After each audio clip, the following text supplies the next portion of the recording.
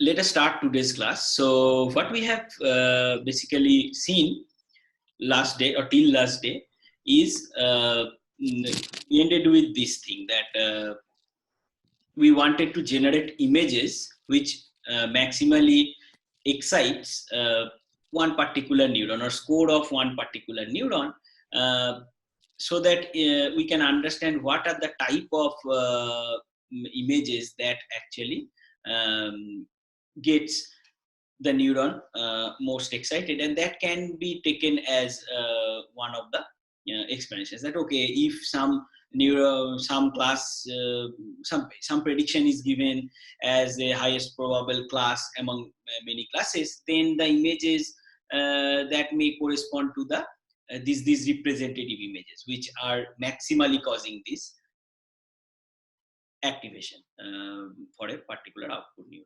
Now, we have seen that, but we have also seen that these are not very much realistic looking. If somebody comes up with these images and says that, okay, because a natural looking goose looks almost like this, and that's why the network thinks that it's a goose, and that's why this network thinks that, or that's why this network gave this decision as a goose, then people might not be convinced because this is not at all natural looking. So there are other efforts which actually try to go or move more towards generating natural looking images, which at the same time it is natural looking and also it produces a highest maximum activation for a particular class.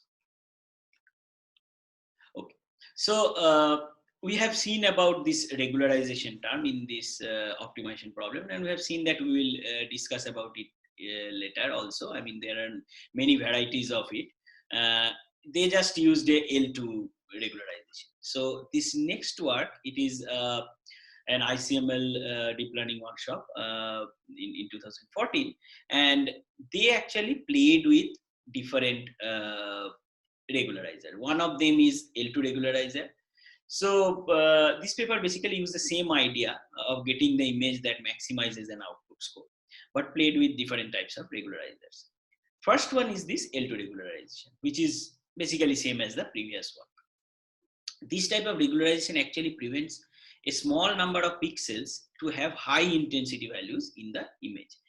Such extreme pixel values neither occur naturally. Basically, you will not find them occurring in natural images, nor they are basically useful for visualization. Next, they actually tried this blurring the image. So blurring also tends to suppress such irregularly placed extreme single pixel values. And they actually act as a noise. So a Gaussian blur is a traditional image processing technique. So you can see that this is a Gaussian blur they have used. So it basically it's a traditional image processing technique, as I said, to smooth out high frequency noise, where the amount of this blur actually reduces as we move away from the center. So if you think about a 2D Gaussian image, or not image, Gaussian distribution, you have a peak at the center and it gradually dies down as you move away from the center. So this is basically the idea of using a Gaussian blur kernel or Gaussian blur filter.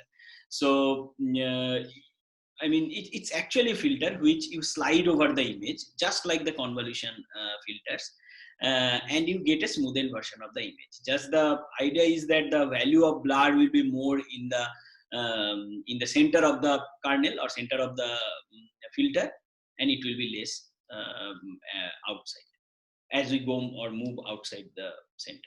So these two regularization, I mean this L2 regularization and Gaussian blur, you see that they are suppressing the high amplitude or high frequency information. High frequency information because it is occurring here and there with very small clusters. I mean maybe just one pixel in a neighborhood of say 10 by 10 patch, just one pixel suddenly has a high peak of gradients or even the intensity. So gradients, you remember we are computing the gradients with respect to the input pixels of the neuron score, one neuron score. So these two actually suppresses this part. Sorry. These one clip stray pixels possibly not belonging to an object. So if you are basically trying to get the high score for one particular class, you should actually expect that the gradient will be more, or the intensity will be more on the object itself, not outside.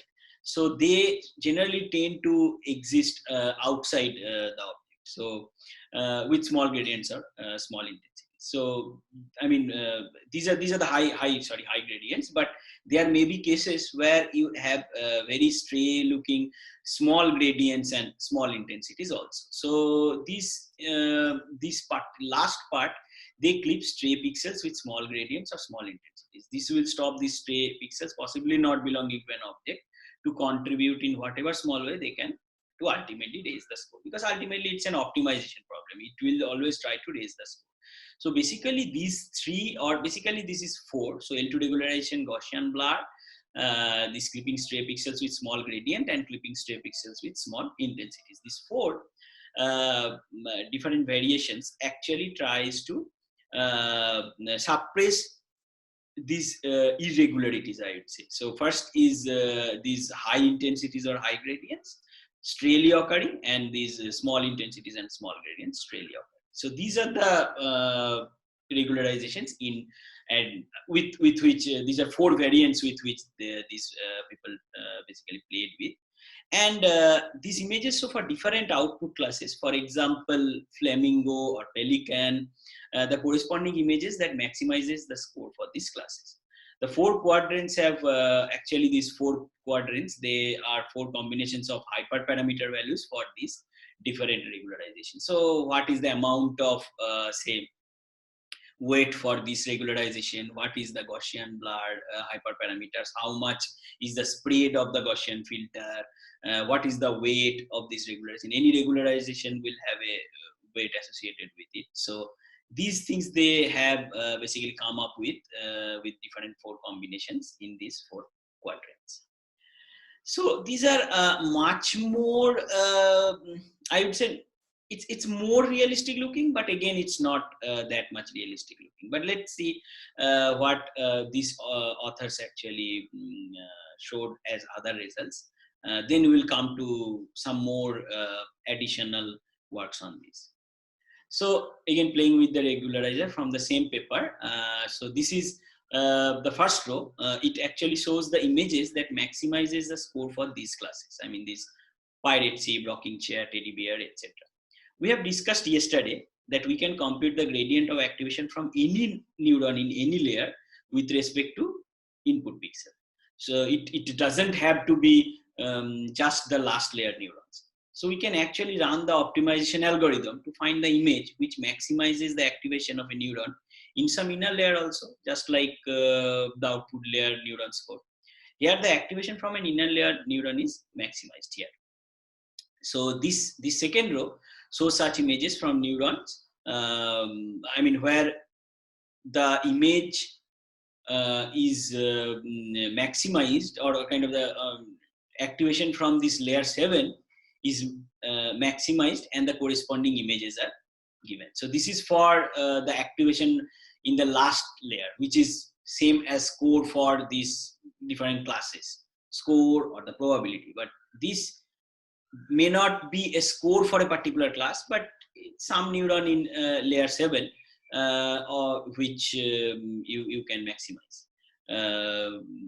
And the corresponding images are shown. And these four quadrants again are just four combinations of those four different variations of the regularizations. So this is for, I think, the VGG16, but I have to check in the paper what is the backbone classification model they are visualizing.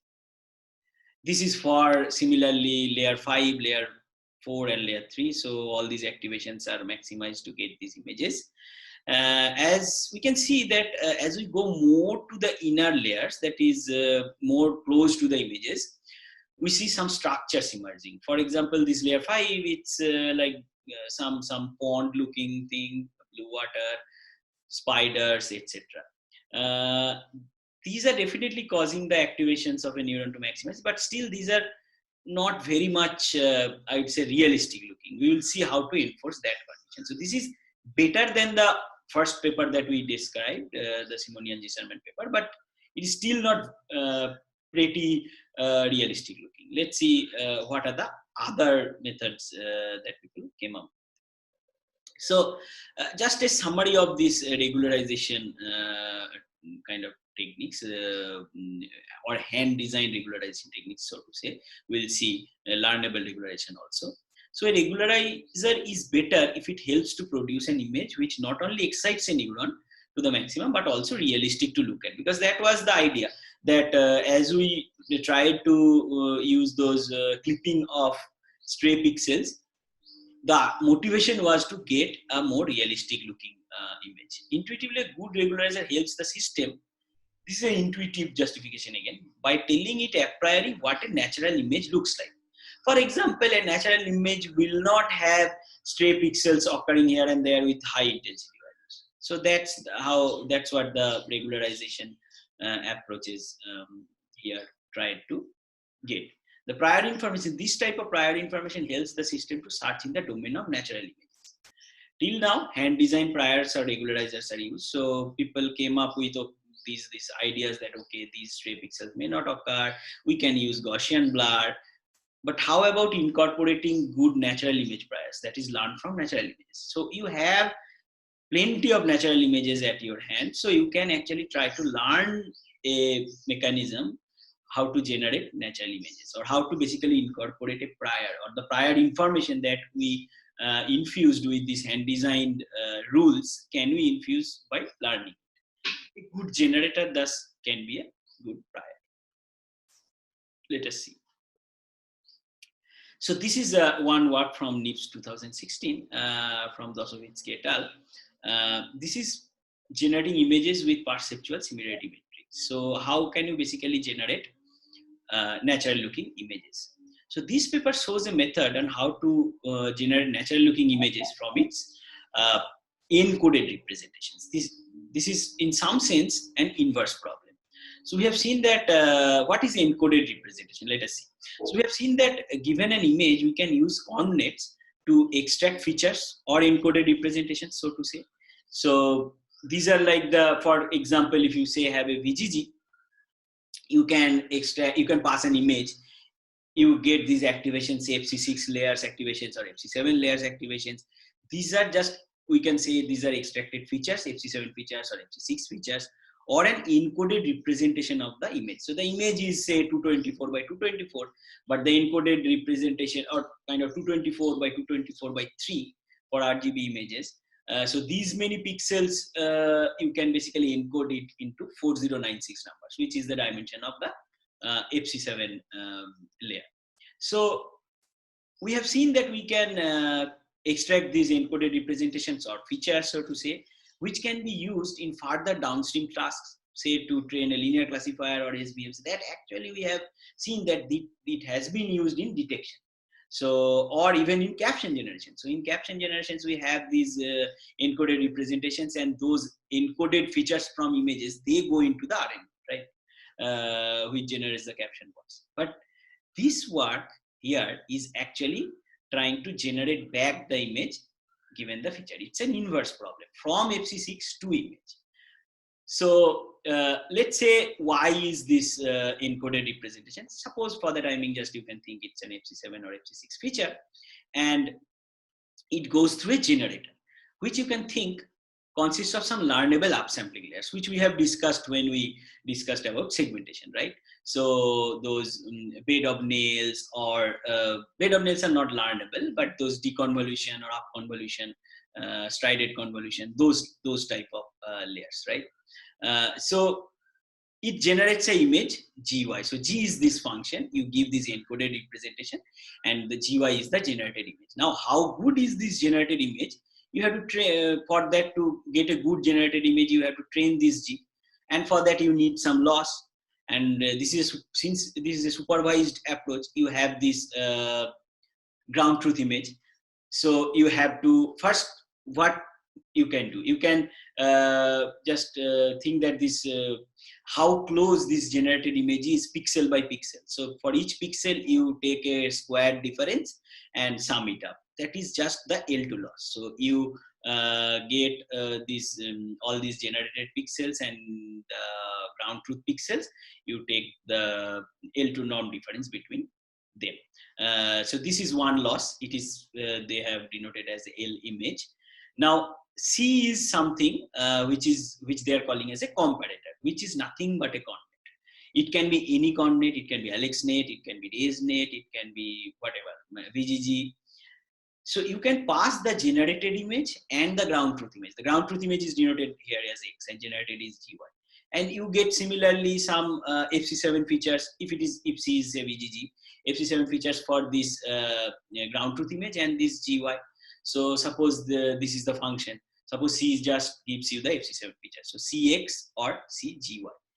If this GY, that is the generated image and the ground truth image, they are very similar, the corresponding FC7 features will also be very similar.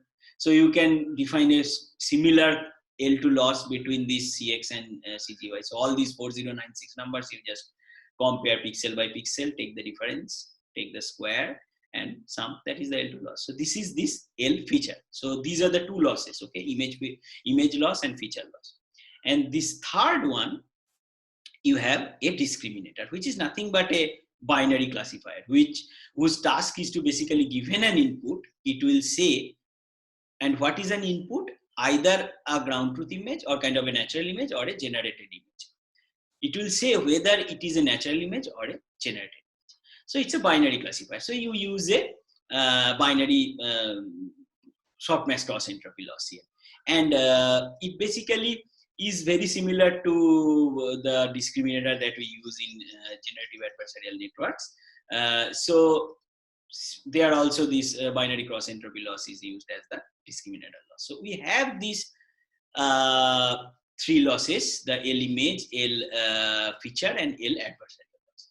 So this then, with these three losses, with different combinations of these, using some weights or hyperparameters to basically weigh between these contribution of these losses, these networks are trained, and if ultimately you get this generator. So this is the results, some cherry-picked examples of how the generated images looks like. So this is the original image.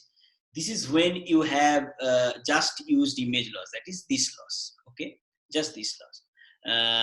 That is the L2 difference between the generated image and the ground truth image. You see that this is very much is kind of a smoothened version. It is looking like this type of particular type of monkey, but it has a blobby appearance. It has the smoothened texture. If you have image and adversarial loss, you still don't get a very natural looking one. If you have image and feature loss, it has these artifacts, these textured artifacts. But if you combine all three, it is somewhat better. It is at least better than those images that we have seen till now. So this is some of the basically generated images. Now, yeah, this is one more slide with their results. Here, actually, the top row shows the original images for each of these cases, and the rest of the rows show the reconstructed images when the features or the encoded representations are taken from different layers. So this is like the Y value, this Y, you can take it from FC6, FC7, or even the different conv layers. So this is, if you take that Y from conv5, you generate this kind of, you take the conv5 representation of this image and the generated image looks like this. You take the FC6 representation of this image and it looks like this. So we see that the reconstructions are actually better if we move inside again, this one. And as we go this direction. So this is far more better than this one. So because this is reasonable, because we are, as we are moving inside, that is, we are moving close to the original image in the coordinate, there is less loss of information, right? Due to less use of pooling an activation, nonlinear activation operation. So pooling actually loses information. So we are using less of that, and that's why we can recover most of the information. So this is kind of one intuition that we get from these images. So this one I will discuss, and then we will stop for some questions. So this is actually from the same group, yes, Dosovitsky and Thomas Bronx and so on. And actually it came in the same conference, NIPS 2016. So this is a follow-up work, and which uses the previous work. So what does it do? It takes the train generator from the previous work, that G here, this one, okay. Say it that is FC6 to image conversion, that is it does. Say it is taking telling it as GL. L is the layer from where the feature to be inverted is taken. So it's not just G, they are telling it GL, and they are actually experimenting with different L, that is different layer from which the encoded representation is being taken. And this is the GL, deep generator network GL. And keeping this G fixed, the following optimization problem tries to change the values of the input feature from layer L. So this YL, whatever the YL they got, they are trying to change it a little bit so that it produce high activation on the target neuron H in another network. So this is another network, which is the network for which we want to get the image which maximally excites a neuron in this network. So there are two networks, remember this. One is this generator network GL, another this phi H, which is the DNA being visualized, for which we want to get the image. So for this, it is actually maximizing this optimization problem. And if you compare this optimization problem with the optimization problem that we originally worked with, this one, it is very similar. It has a regularization term. It is maximizing some score, but the argument is different here. Here it is the optimizing argument is I. We are changing the image I. Here you see the optimizing argument is YL. That is the encoded representation from LF layer. So now, how does it help, or what is the idea behind it? Let us see. So remember that this green slab.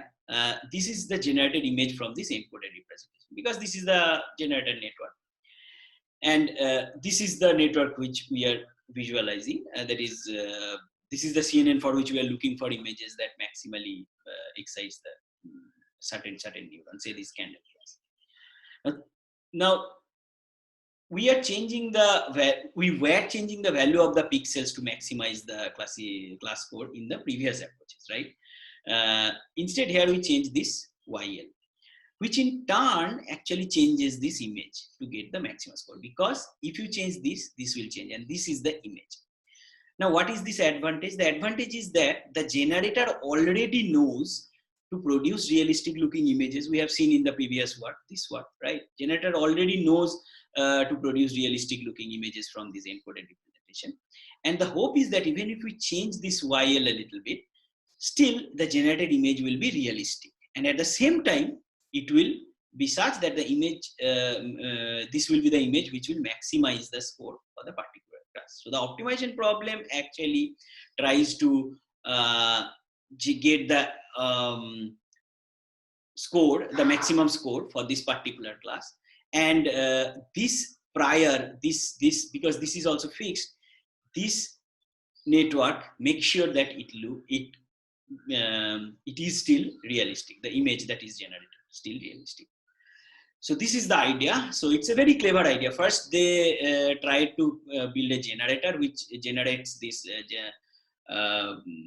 natural looking images. Then they use this as to constrain the images which will maximize to get a maximum neural score activation. Let us see what are the results. So these are examples of such images which gives the maximum score for these particular classes. So this is the image which maximally excites a mosque class, or say lipstick class. This is one for Brambling type of BART class. So this is, I think they used a CafeNet network to visualize, which is CafeNet is a version of AlexNet that is a re-implementation by the Berkeley Group, who are actually the inventors for the Cafe toolbox, which were in use around that time, 2015-16 a lot. Now, this is another comparative results. The author found that when the YL, that is the encoded representation, is coming from the same architecture as the DNN being visualized, that is the second part, that is the right hand part of the network, the quality of the generated image is best. So it makes sense. I mean, you are trying to use the same, the encoded representation from the same network for which you are trying to explain, or you are trying to see the image which excites a neuron the most. In their experiments, the authors always used CafeNet as the encoder, that is the left-hand part in this image here. And yes, and the different visualizing DNN, which is this Google Net or ResNet or CafeNet. So for CafeNet, both CafeNets, that is the encoder and the DNN being visualized, they are coming from the same network, then it is best looking. I mean, whatever this lighter class is better in this row. So before I go into the next class of works, I will stop here for the questions. So if you have any questions, please let me know. I will also check the chat. Yeah, sure. You are unmute and ask. Yeah, you don't need to ask to unmute. Sir, in that slide number 31. 31. Okay, let me just go back here. Yeah.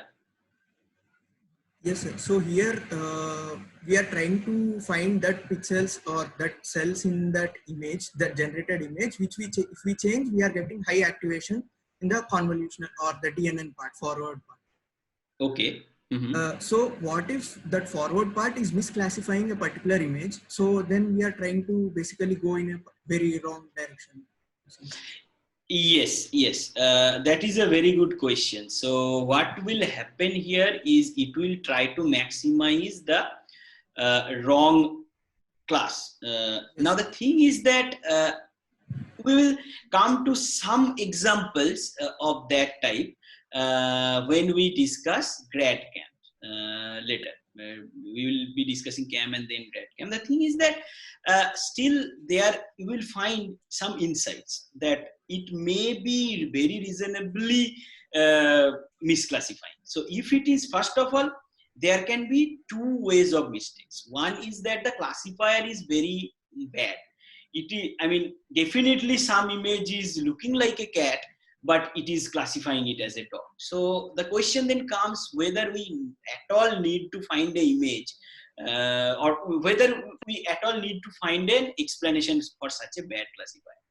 And the next type of mistake is that, okay, the classifier may be reasonable. There may be some part in the image, there may be actually many dogs, say dog-like features. Maybe the black sheep kind of example that I gave, which is mistakenly it is telling it as a cow. So this, if we again still try to find such image which I mean explanation in general or image in this case that maximally excites this kind of second mistake, where there may be reasonably, I mean the classifier is reasonably good, but it is finding some evidence of black sheep, so or kind of a cow there.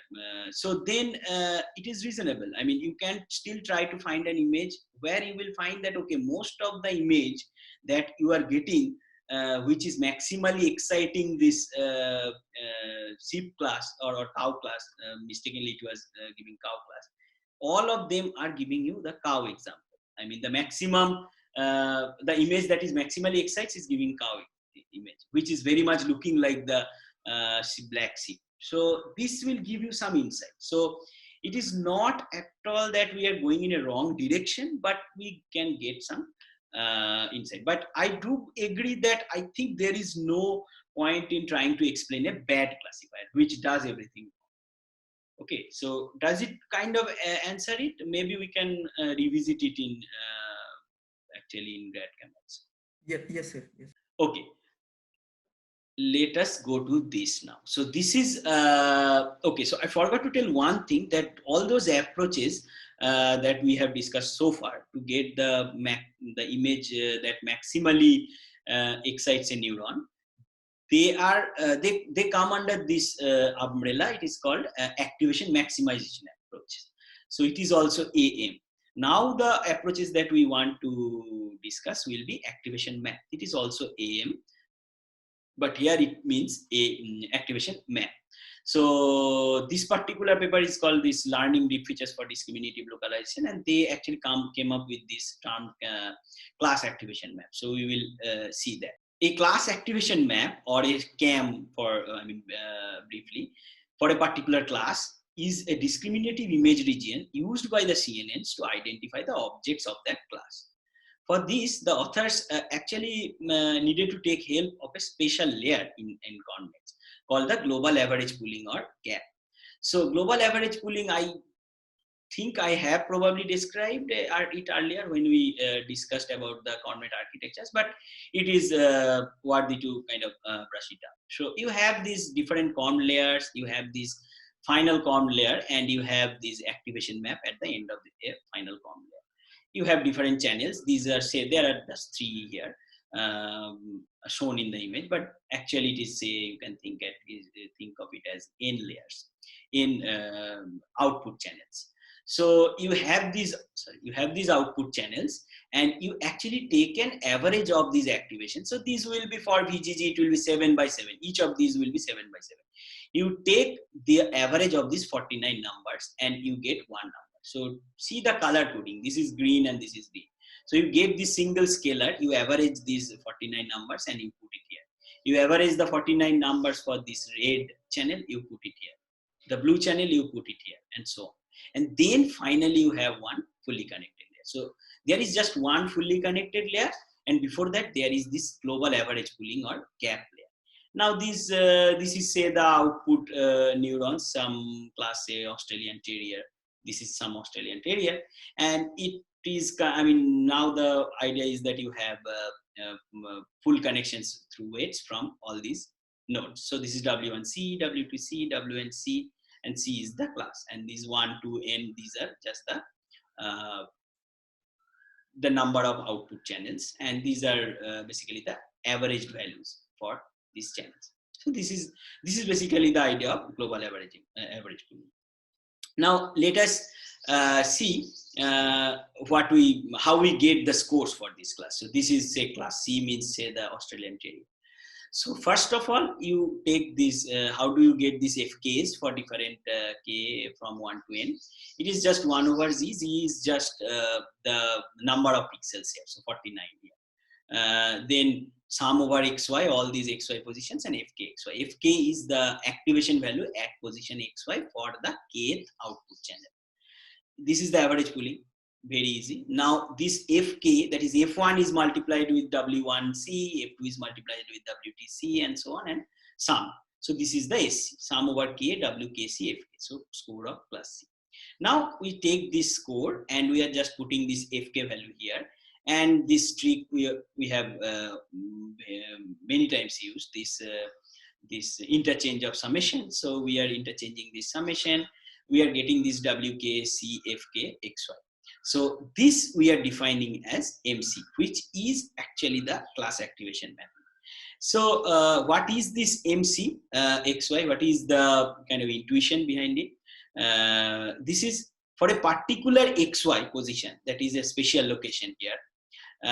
Take the activation across all feature maps. Suppose just this 0, 0 location, this top left corner. You take all the activations from here, from here, from here, for all the channels, and then compute the and weighted sum of all this, and the weights come from these W1s. So for this channel the weight is W1C, for this channel the weight is W2C. For this you actually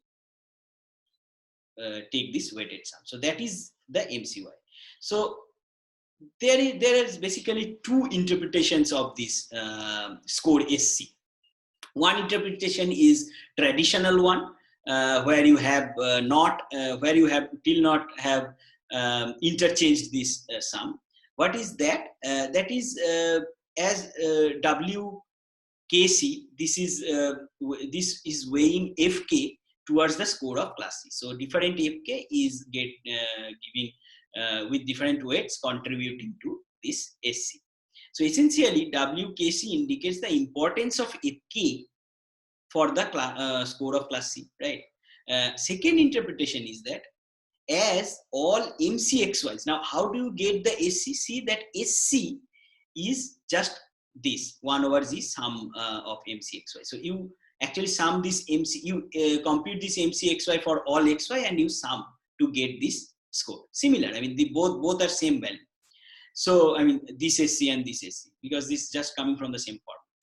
So, a particular value of MC here at a location XY indicates the importance of the location XY for class C score. So, this is important. I'm just again reiterating. Here, WKC actually indicates the importance of FK for the class C score. And here say,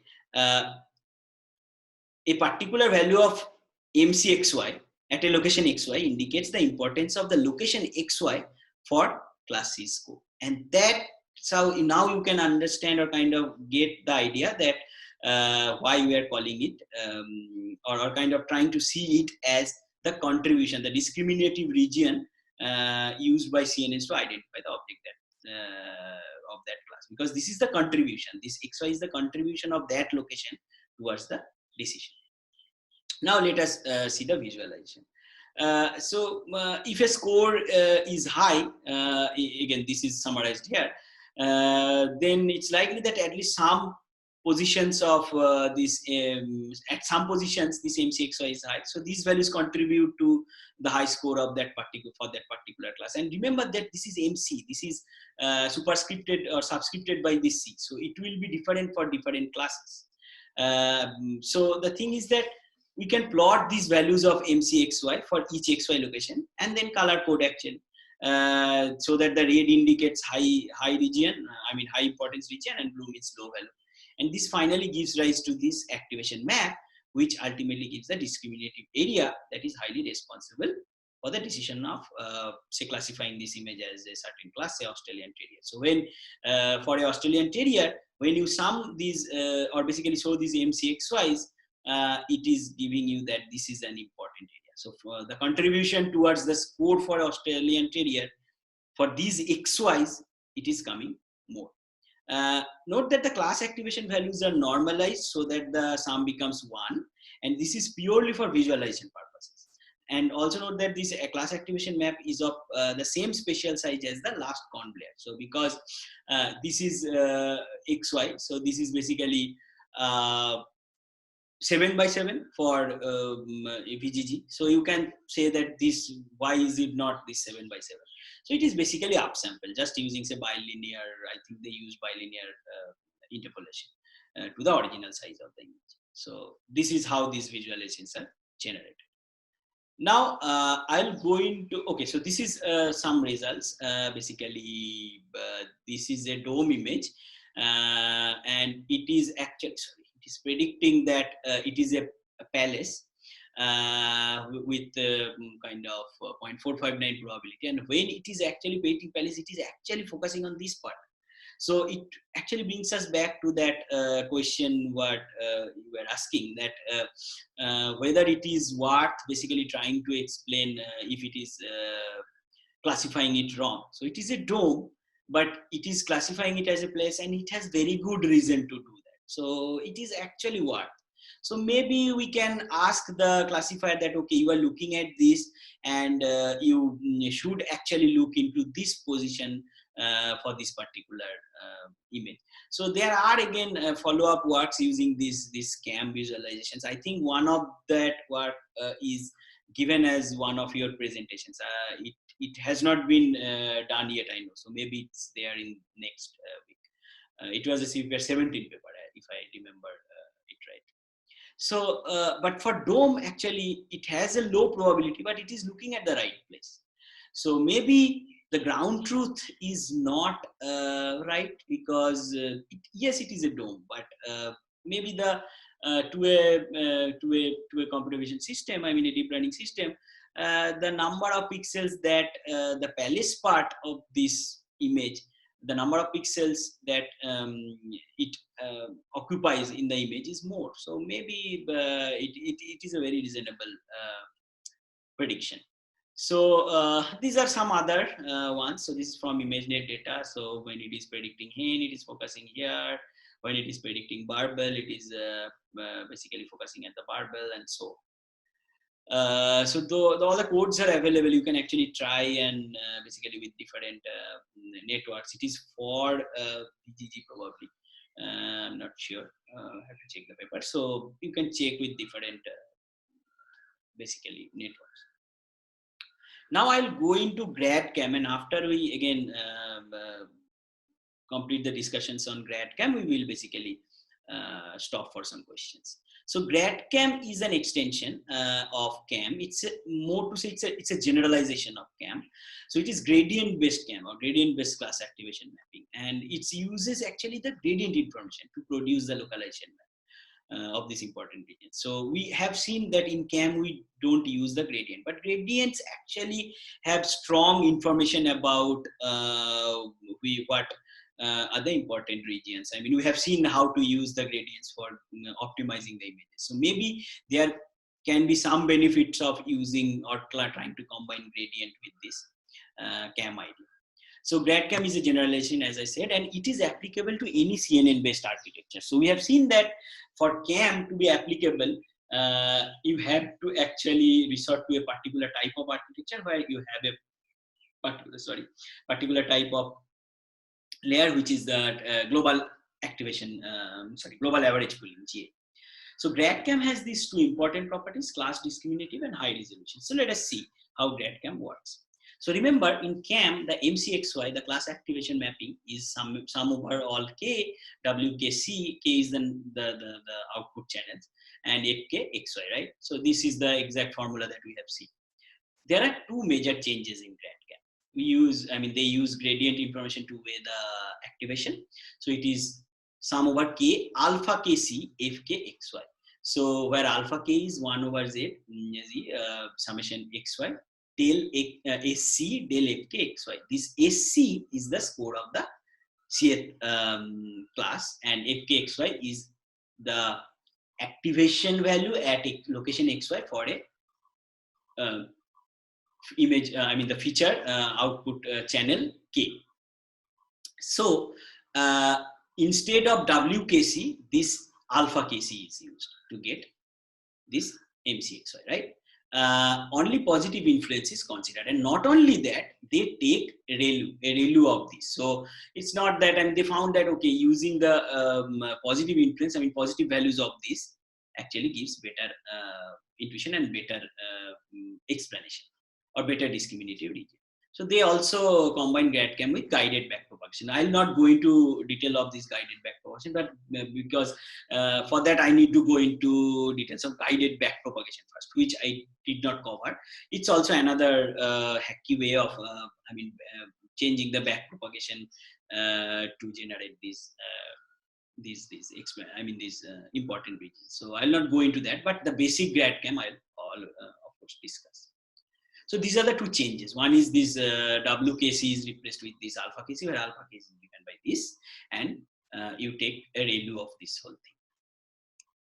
So let us see a proof of GradCam as a generalization of CAM. The proof will start in next slide. But remember these things, that CAM is this, GradCam without ReLU is this, just this WKC and this. I think this location is wrong. This box will be on here, where alpha K is this. For CAM-like architectures, that is for COM layers and then gap, that is global average pooling, and FC layer with softmax, it can be shown that this alpha KC is a constant. Is proportional to this WKC. If we can prove that, then we can see that for this type of architectures, they are equivalent, and it is much more generalizable because approach, because it does not need you to work with only this particular type of architecture. So let us see, at least for this architecture, that GradCam is a generalization of CAM. Okay. So in CAM, the average pooling results is this. So Fk is 1 over the summation xy, Fk xy, where g is the number of pixels. We have seen this. And again, in CAM, the final score is, of course, this WKC and Fk. So these are just these two formulas, basically, in CAM. So Fk and this MC. Yeah. So taking the gradient of the score for class C, so this SC with respect to the average pool features feature map Fk. So just del SC and del Fk. This is SC and this is Fk. So again, chain rule. We are using chain rule quite a lot. So del SC del Fk xy. This Fk is the feature map value at location xy for this kth channel, and this is the average, global average value. Just remember that. Now use relation B to get this. So del SC del Fk. So we have this SC and Fk. So if you do this del SC del Fk, you will have only one particular WCK only for that kth channel. So this right hand side becomes WCK, and use relation A for this. So this is Fk 1 over Z summation xy Fk xy. So if you basically take the derivative with Fk xy, so it is many sums like 1, 2, 2. Number of output channels. So only one all others will be 0 if you take the derivative with respect to Fk. The only one that will have 1 is that particular Fk xy. So it will be just 1 over Z. So this 1 over Z comes here, which is here. So if you take these derivatives using this chain rule, this relation we have got. Now let us take this relation. I'm copying this relation in this slide, and summing both sides over all pixels xy. So we are taking this sum xy over all these pixels. So this is this WKC is not a function of xy, so this comes out, and this is Z. We have told that it is the number of total number of pixels in that particular layer. So this is Z. This is basically Z comes out here. So this is sum of xy del SC del Fk xy. ZZ cancels. Now we are using this formula that we have seen that alpha kc is given by this. So this part is Z times alpha k. So Z, although Z got cancelled from here, this is replaced by Z alpha kc. So WKC is Z alpha kc, and Z is a constant, right? It's the number of pixels in that layer. So alpha kc is proportional to WKC. So whether we use alpha kc or WKC, we are getting the same activation mapping for this particular type of architecture where you have this. And since it is ultimately being normalized, this so that the sum becomes 1, this proportionality constant actually doesn't matter. So this is a very neat proof that GradCam is a generalization of CAM. Now some results, and this is a very interesting results, and this again points back to the question that one of the students you were asking, and see what it tells. This is taken from that paper again. So in these cases, the model failed. The model is VGG16. So we are trying to explain VGG16. Failed to predict the correct class as its top one prediction. So ground truth is volcano for here, and it is predicting as sandbar. But when it is, I mean, I don't know whether it is very much visible here in your screens, but you can look at the figure from the GradCam paper itself. So all of these errors are due to the part of this class, in part to class ambiguity. For example, the network predicts sandbar based on the foreground. When it is predicting sandbar, it is actually focusing on this part, or kind of this part, which is a sandbar, but it is a volcano. It is giving some probability of volcano, and when it is giving this prediction volcano with very less probability, it is actually focusing on the volcano. So it also knows where the correct level volcano is located. So that is important. So from these explanations, you can get that idea that this model is not bad actually. This is a very ambiguous image. That's why it is predicting wrong. So it is not always that a wrong prediction is a effect of the classifier being wrong. It is very reasonable. It can be very reasonable. And I think this one, for CD, the errors are still reasonable but not immediately apparent. For example, humans would find it hard to explain the predicted syringes without looking at the visualization for the predicted class.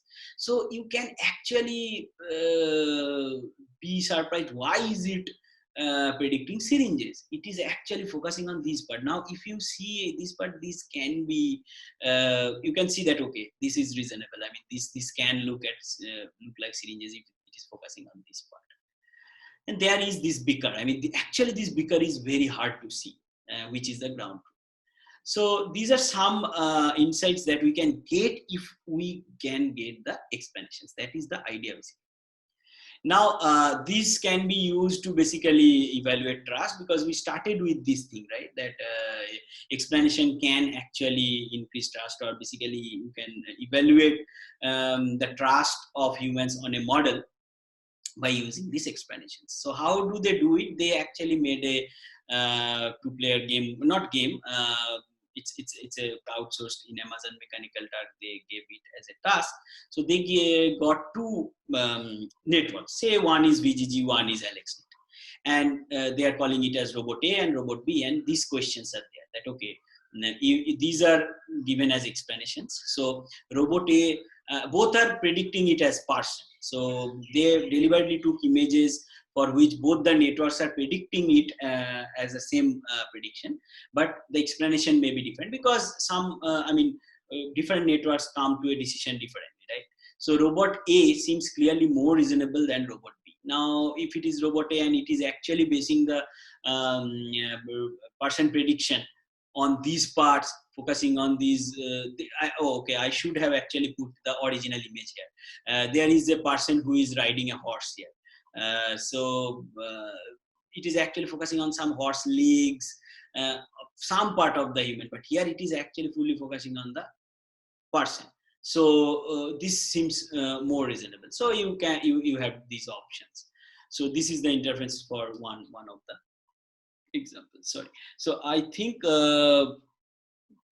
this is where I am concluding at least the discussion about CAM and GradCAM. I'll stop for some questions before I go into the occlusion-based method. Some 5-6 slides will be there. So I'll stop and see the chat. And you can also, in the meantime, if you have any questions, you can unmute and ask. Okay, if I don't have any questions, I will just go ahead then. Okay, so this is now a different school of thought. So for explanation generation, this is the occlusion-based method. So this is the very first one which actually did some occlusion-based analysis. This is a work from actually Rob Fergus and Matthew Zeiler in this ECCB 2014. So you can you probably remember these two names for that Zeiler Fergus net, ZF net. So they are the same people. So they took a network and picked the true class of an image first. So now they occluded the portion of the image with some gray patch. So I'm not sure whether you can see the gray patch. So it is the gray patch is here, say, for this image. And then examined how does the occlusion affects the class code for that classifier. So they basically first pass the original image through the classifier, and then the occluded image is passed, and this is done for many positions of the patch.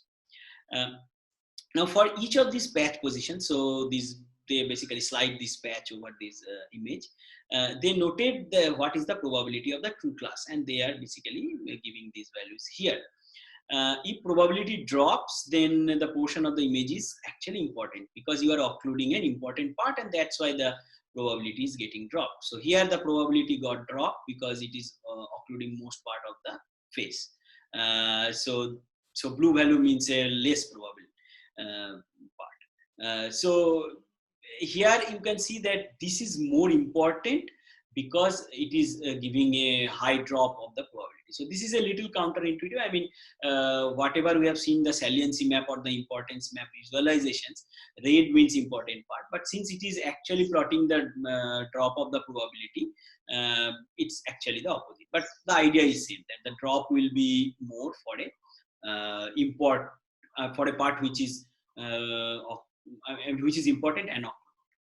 So these are some other examples for car wheel. Again, this part, the wheel part, is more important, and this is an interesting example. So the true label is an Afghan hound, and we see that okay, if the Afghan hound is basically occluded, this is actually the probability drops a lot. But if you are actually occluding the human face, it is actually giving this or this area high score for the Afghan. So maybe the classifier is now more sure that it is an Afghan hound if you are removing these portions. So this is an important observation. Now, this approach is an independent search for important regions of an image.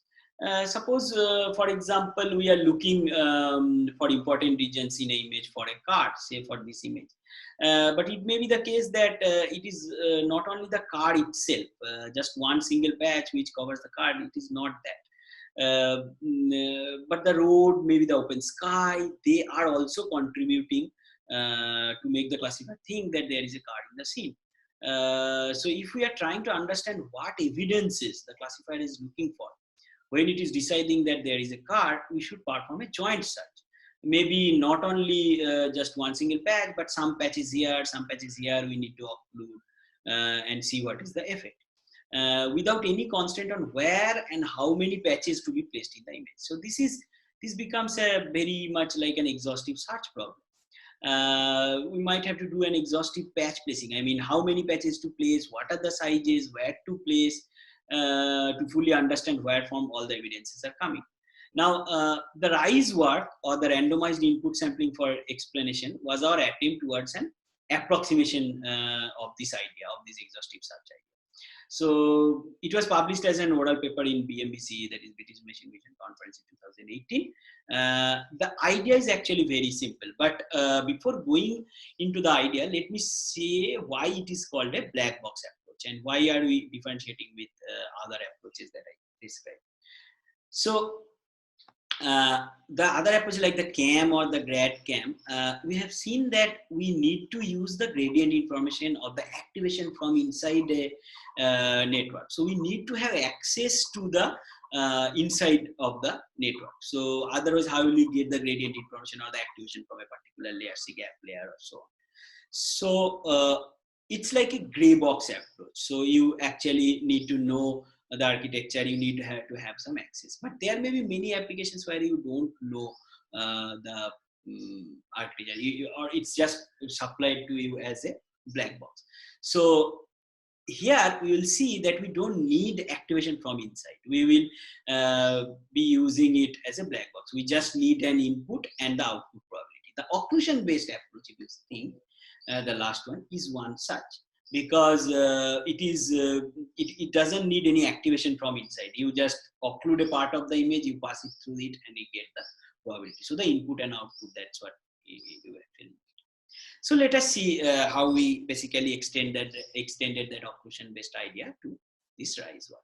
So suppose so this occlusion is basically you are occluding it as a patch. Now here what we are doing is we are generating some masks. Now what are these masks?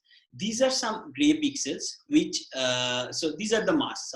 Suppose this is the generated mask, some black ones and some white pixels. So this is the same image as same size as the image. So you then put this mask on this image, and what these black pixels means that you are actually covering these areas with gray patches, and you are letting things out from the image for these white pixels. So you are masking this image in this random way. So you are generating these masks in a random manner. So since we are trying to approximate the exhaustive search, we are actually approximating it by some randomly generated mask. This is one such. And now suppose that it actually, not suppose, I mean, you see that most of the important parts of the shark, this is a shark image, is actually occluded. So you can think that the output, that is the output probability, is very less. So it is such a mask that will cause this output probability to go less. Now suppose that in an ideal scenario, you have some mask which actually correctly gets this mask portion to pass. All things are black or gray here. This is just the white part of the mask. So this will be the kind of the maximum, you can think that ideally this will give the maximum response. So that will be the kind of the ideal mask or visualization or ideal explanation, that this is the important part towards the classifier. But it is hardly likely that you will get such an ideal mask in a random generation. So you get these random masks, and then you see that this contributes, or kind of this is a little close to the ideal mask, or how much close to the ideal mask is given by this. So an ideal mask will give a high score, a completely non-ideal mask will give 0 score. So this is the importance of this mask towards this ideal mask. Similarly, different other masks, and this is the importance. I mean, this is mostly it is revealed, so it is giving 0.74 and so on. So finally, the mask that gives you the ideal, or kind of not the ideal, but finally the mask that we generate for a visualization and approximation for the ideal mask is given by all these masks, but duly weighted by these contributions. So these times this times this times this, and you sum them up. So a weighted sum, and then you actually get these visualizations. And if you basically increase the number of masks, if you can basically do it infinitely, you will get a very ideal. So this is a very simple idea, but it gives this advantage that you don't need to take input from inside the architecture. So this is some explanations generated for that famous SIP example. So it is showing that the explanation for SIP, when it is generating, when it is predicting that there is a SIP with say some low probability, it is actually focusing on this, and when it is actually telling that it is a cow, it is actually focusing on that. And the idea is that you will see that you get these probabilities for all classes, right? Because when you pass this image, this masked image through a black box, you get the probability for all classes, not only of shark. So when you pass a masked image of that sheep, you get the probability for this masked image, the probability of sheep, the probability of cow, both. So you can generate these mask, the weighted sum for the sheep and for the cows in one go. That is, you will get for this mask the importance of sheep also. If you pass it once, the importance of cow also you pass it. So you don't have to pass the images again to generate the explanation saliency map for cow and for saliency map for sheep separately. And this is true for CAM and GradCAM type approaches also. Okay, so let us see, I mean, we'll conclude with some evaluation of the explanation. So we have seen that explanations are generated by these methods, different methods, the visualizations, the saliency maps. But how can we kind of tell whether the explanation is good or bad? So there are mainly two types of approaches to basically evaluate those. One is localization based matrix, another will come later. So localization based matrix is easy to see because you have seen the localization or detection tasks. So you have these images, say this is from FMOW dataset again. You have the true bounding box, right, for these windmills, say wind farm. And you see whether the explanation is focusing on this inside the true bounding box. So this is a very humane kind of evaluation, because you are assuming that the network uses similar kind of reasoning as a human may use to tell that it is a wind farm. So, but a good explanation don't have to align well with the human level ground. Because I, as a human, may be telling that this is a wind farm because there is a wind farm here. But you see that this network actually focuses on this, not only this, but here also. So this is perfectly reasonable, because even if this is a shadow, this is important to the classifier as an evidence of a wind farm. So, for example, here also, I mean, the classifier is actually right in focusing more on this illuminated part of this recreational facility. It is, it hardly matters whether you are basically focusing on this blue part of it. So it is not, I mean, if someone is actually focusing on this part where some important things are happening, then it is perfectly reasonable. Now, how do you basically, so this is true that good expressions don't have to align well with human level ground truth, but how do you basically use this to get a numerical value? So the numerical value is very simple. It is called the Poynting metric. So the Poynting metric actually sees that this is the ground truth box, and this one, the highest saliency point, whether it is inside the ground truth box. So the highest salient or highest important point. So there are these importance values, those CAM values you can say. Now here it is the importance values. This is the most important, say the pixel. Does it fall inside the ground truth box? If it is, then it is a hit. Otherwise, it's a miss. And the for different images, several images, the value is computed as number of hits by number of hits plus misses. So that is one localization based metric. And then as we have seen that or explained that if the good explanations don't have to align well with the human level ground truth, we have came up with this causal matrix, which causes the classifier to think. So it basically measures what causes the classifier to think that it is a certain decision. So suppose this is an elephant or a tasker, basically tasker class, and this is, say, the saliency map. So reds are high, these blues are low. So what you do is you sort these pixels according to a saliency map, and you basically start removing these pixels according to this importance. So the more important, the faster, or kind of the you will remove them fast, and then it is the next salient one you will remove them, and so on. Sequentially you will remove. Now as you remove, you see if it is really the important pixel, it will drop, it will cause the classification score to drop. So if you remove and then pass it through the classifier, it will drop. So you see that it started with almost this 0.8 probability, and as you are removing it, it quickly drops down. So if it is a good explanation, the drop down will be very sudden or very quick. So this is what we are measuring, the area under this curve. If it is a very good explanation, this will be very less, this area under the curve.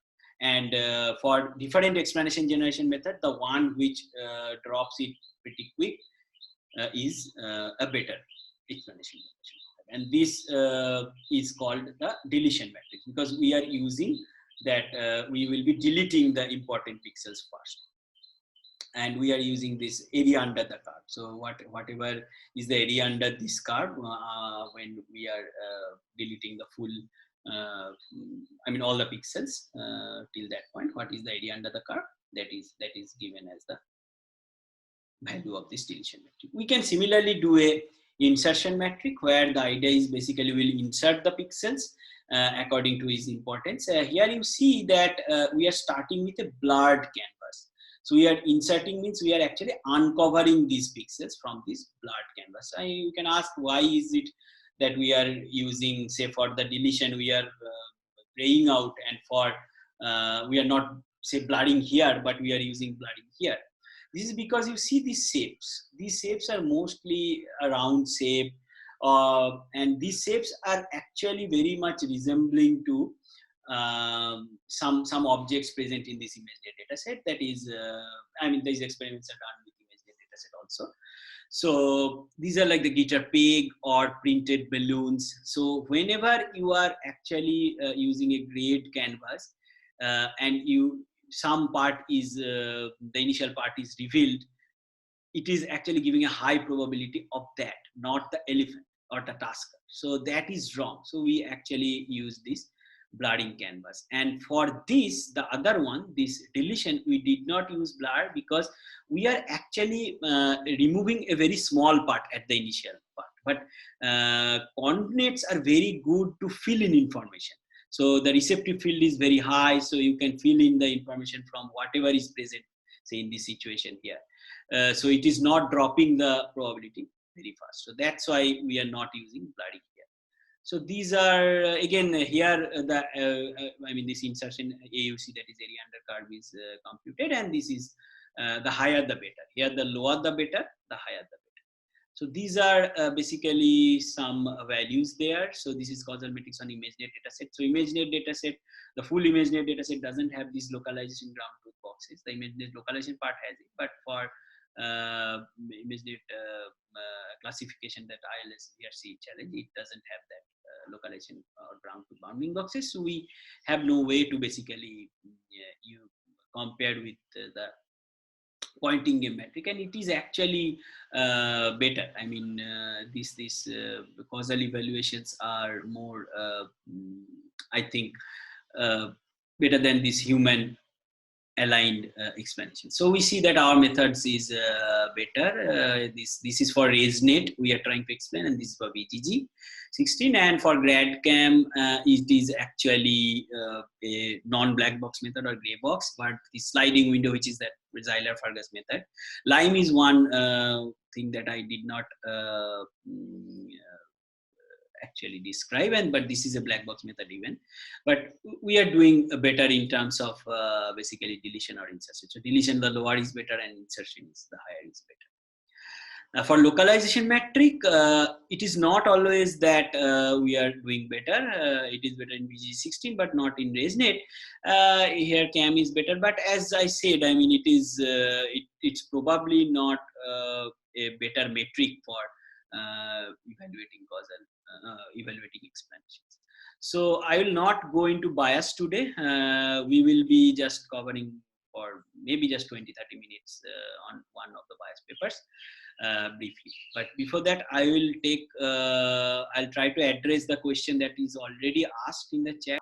How is the mask is generated in RISE? So that is a good question, and I'll address. But in the meantime, you can all the others, they can ask the questions.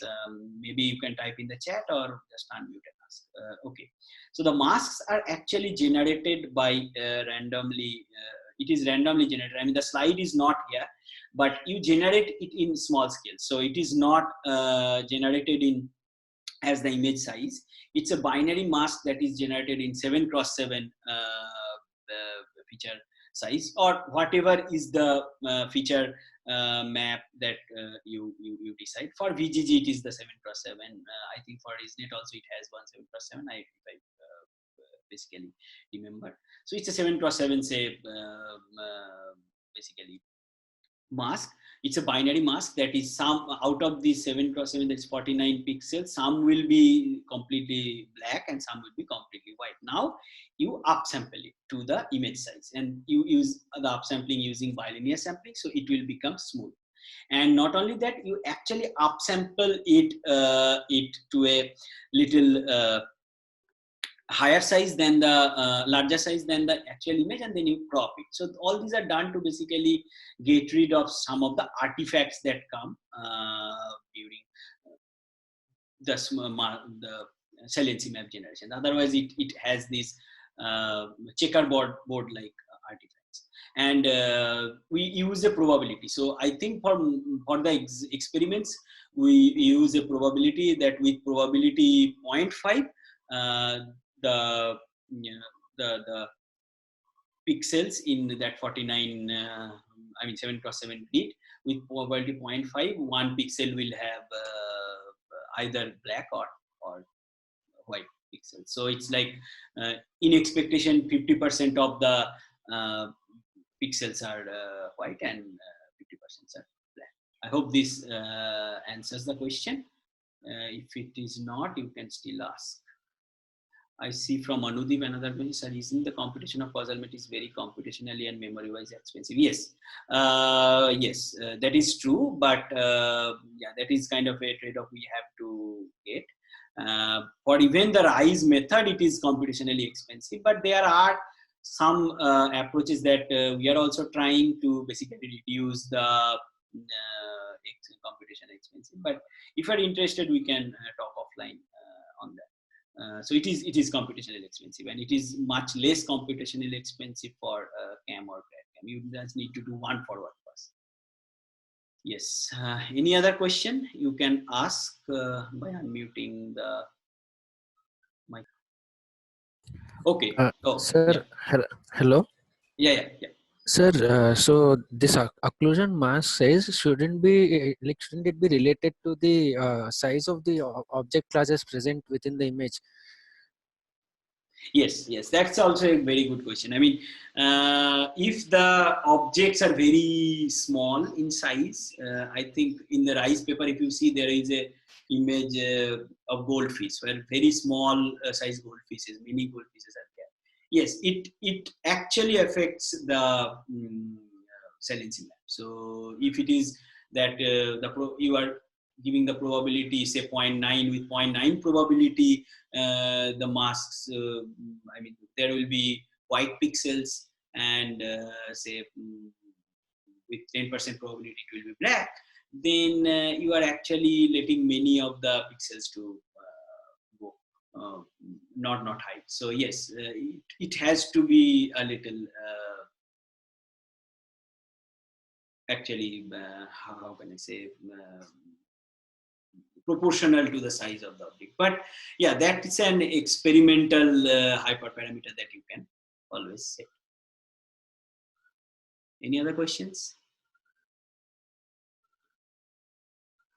Okay, then thank you.